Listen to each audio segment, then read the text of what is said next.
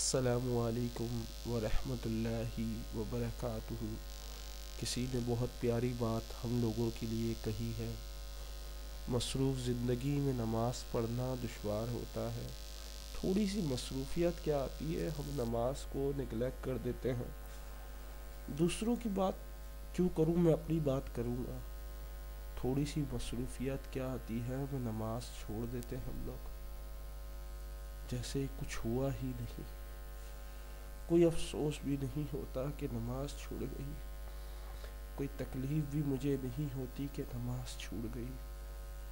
مصروف زندگی میں نماز پڑھنا دشوار ہوتا ہے، لیکن نماز پڑھنے سے دشوار زندگی آسان ہو جاتی ہے۔ اگر ہم نماز پڑھنا شروع کریں تو ہماری اسٹریس، ہماری ٹینشنیں، ہماری مسئلے مسائل حل ہونا شروع ہو جائیں گے۔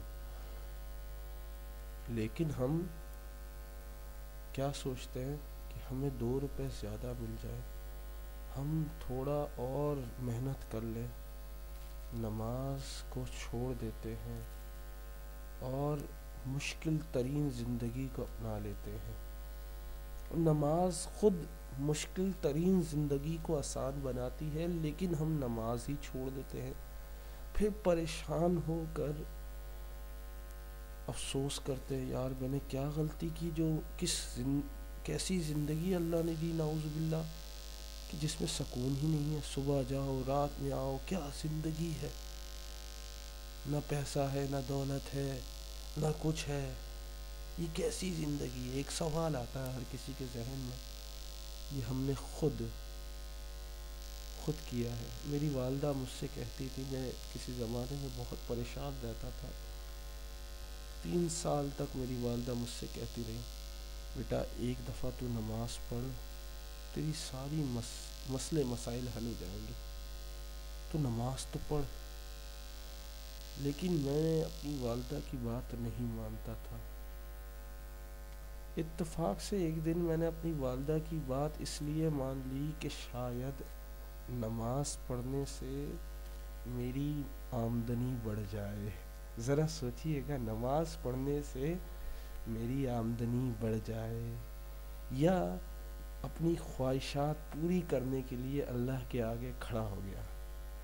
اچھا، نماز پڑھنا شروع کی، الحمدللہ رب العالمین، سجدے میں گیا، یا اللہ میرا مسئلہ ہے، یا اللہ، پوری بات اللہ کو بتا دی۔ دیکھیں مطلب کے لیے انسان کتنا پریشان ہوتا ہے، اور اللہ کے سامنے بھی نوٹنکی کرتا ہے۔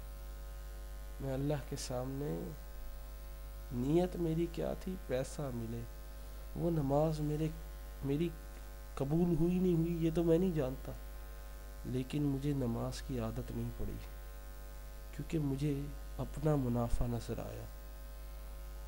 پھر ایک دفعہ ایسے ہی کچھ تکلیف ہوئی، دکھ ہوا، تو اللہ کے آگے گڑ گڑا کے نماز پڑھنے لگا۔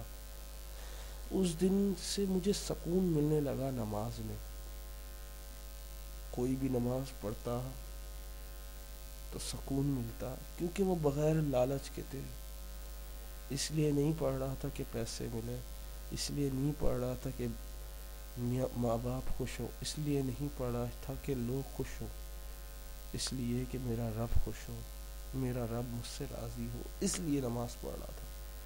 پھر رب ہی راضی ہوا، جیسے ہی رب راضی ہوا، تمام مسئلے مسائل خود حل ہو گئے۔ پتہ بھی نہیں چلا کہ میرے مسئلے کہاں گئے۔ میں ایک مسئلہ بھی میرا نہ رہا جسے میں سوچتا تھا کہ یہ کبھی حل نہیں ہوگا۔